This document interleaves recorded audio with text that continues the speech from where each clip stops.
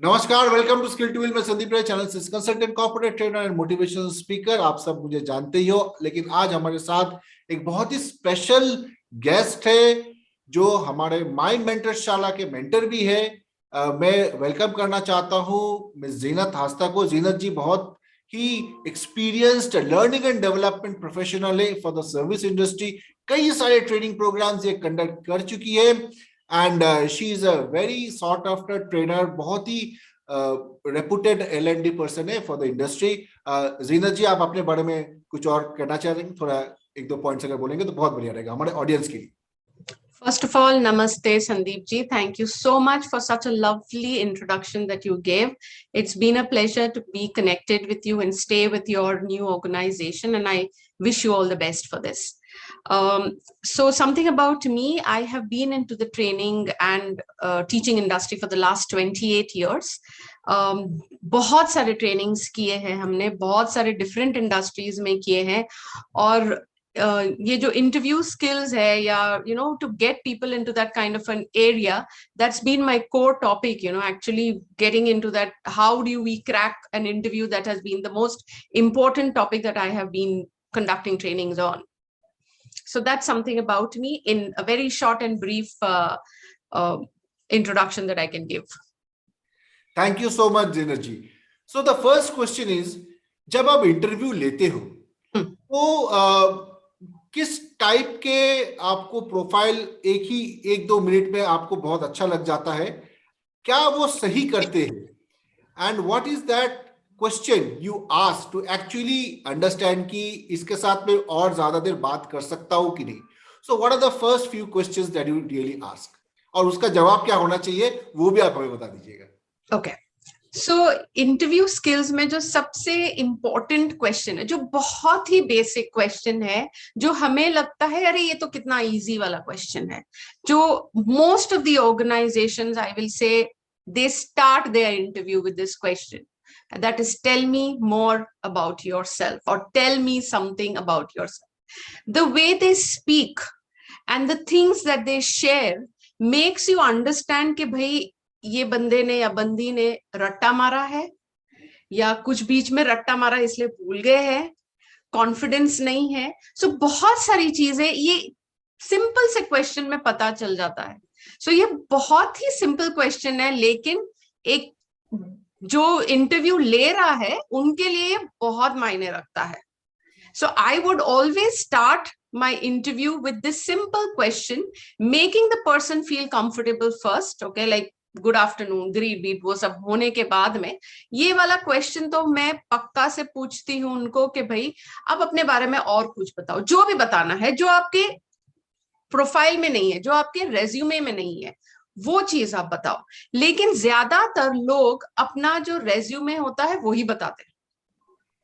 Thanks Zeenat ji for this wonderful insight.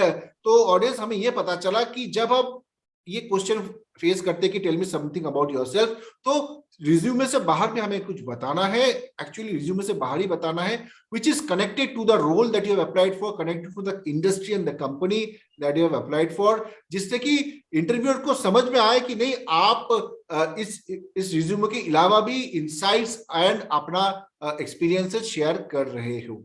So this was the first question. अच्छा बताइए जीनत जी, now going ahead, जब आपको लगा कि नहीं this person is actually going in the right direction, तो किस तरीके से आप ये अंडरस्टैंड करते हो कि इस जॉब प्रोफाइल के लिए whether he has got the mindset or not, क्या उसके अंदर वो काबिलियत या माइंडसेट है? क्योंकि क्वालिफिकेशंस तो दिखता है रिज्यूमे के ऊपर, लेकिन माइंडसेट नहीं पता चलता। तो माइंडसेट पता करने के लिए आप किस टाइप के क्वेश्चंस पूछते हो? उसको पता करने के लिए हम वो सिचुएशन देंगे रिलेटेड टू दैट ऑर्गेनाइजेशन या दैट इंडस्ट्री। ओके, डिपेंडिंग के क्या इंडस्ट्री है, वो हिसाब से हम छोटे छोटे इंसिडेंट्स देते हैं जो बहुत बेसिक इंसिडेंट्स होते हैं। For example, if let's say if it's a bank, so I would ask how would you deal with a customer if you are at the counter. Okay, maybe if you're going to a store, so if a customer walks into the store and if there's not something which is missing on the shelf, how would you, and if the customer is asking you, how would you answer? So basically give them different kind of situation depending on कहाँ पे वो लोग interview के लिए जा रहे हैं, और उनका जो माइंडसेट है कि क्या जवाब देते हैं, किस तरीके से जवाब देते हैं. These two things are really very important. First is the way they give the answer, and what they give as an answer is very very important, which makes us understand कि भाई इनका mindset क्या है. Are they confident or are they struggling to understand कि हम वहां पे क्या करेंगे? That helps us understand.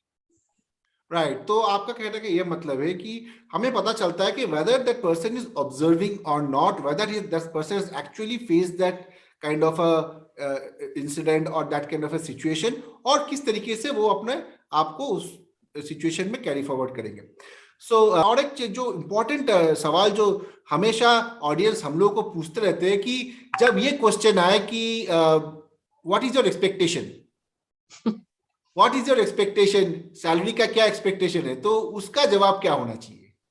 So when we ask that question, that what is your expectation? So, people come with a different mindset actually, जो freshers होते हैं, because they don't know okay, what are the norms or how the industry runs, some come with a very different approach saying that भाई जो मिलेगा वो सही. कोई आसमान पे चढ़ के आता है. Okay, so that makes us understand कि इनका कॉन्फिडेंस लेवल कहाँ है. और ये भी पता चलता है जिनको नहीं पता है कि भाई क्या बोलना चाहिए, या जो बोलेंगे कि भाई जो आप दोगे we are okay with that, we get to know that they are very adjustable. So ये सारी चीजें खूबियां हैं जो hidden things I would say, which we get to know with simple questions like this. Okay, and expectations ना बहुत सारी चीजों में रखता है. Expectations ये भी होती है हमेशा, it's not related to salary. Some people also come with it that expectation ये होगा कि हफ्ते में 2 दिन छुट्टी होनी चाहिए.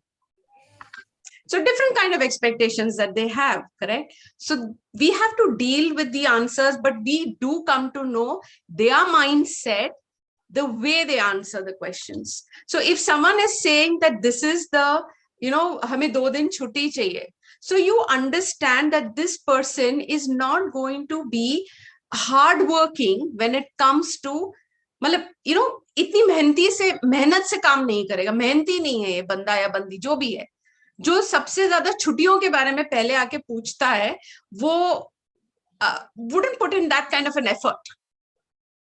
And a new job, I think everyone wants to see the effort from that person, whether it's a new job or not a new job. I think every organization wants to see the effort. आप 20 साल काम कर चुके हो या 5 साल या पहला साल, सबको यही देखना होता है कि आप कितनी एफर्ट डालते हो अपनी तरफ से. That's how you grow. Right तो आपका कहने का मतलब यही है कि जब हम ये क्वेश्चन पूछे कि what is your expectation regarding salary और एनी काइंड ऑफ रेम्यूनरेशन और बेनिफिट्स, तो you have to be very very logical. जब आप बता रहे हो तो जो आप बताओ उसको आप सब्सटैंशिएट कर पाओ, दैट इज मोर इम्पॉर्टेंट. और ऐसा कुछ मत बताओ जिससे कि इंटरव्यूअर को लगे कि आप थोड़ा आराम करना चाहते हो या आप थोड़ा हल्के में लेना चाहते हो चीजों को. So that is more important. So आप प्रिपेयर्ड होके जाओ, पता करके जाओ कि आपको कितना मांगना चाहिए, थोड़ा बहुत होमवर्क करके जाओ, so that you create the right impression on the interviewer. So thanks Zinat ji for these are the 3 frequently asked questions which are asked by our audience कि भाई हम इसको कैसे आंसर करें. आपने उनको एक डायरेक्शन दिया. Thanks a lot for that. कोई भी अगर मॉक इंटरव्यू के लिए प्रिपेयर करना चाहते हैं तो जीनत जी हमारे mymentorshala.com में अवेलेबल है, तो आप उनके साथ जरूर कांटेक्ट कीजिए और उनके साथ आप मेंटरिंग सेशन बुक कीजिए. We will be very very thankful to help you. So thank you so much and see you. Bye bye. Thank you so much Sandeep ji. Thank you very much and thank you. All the best to you.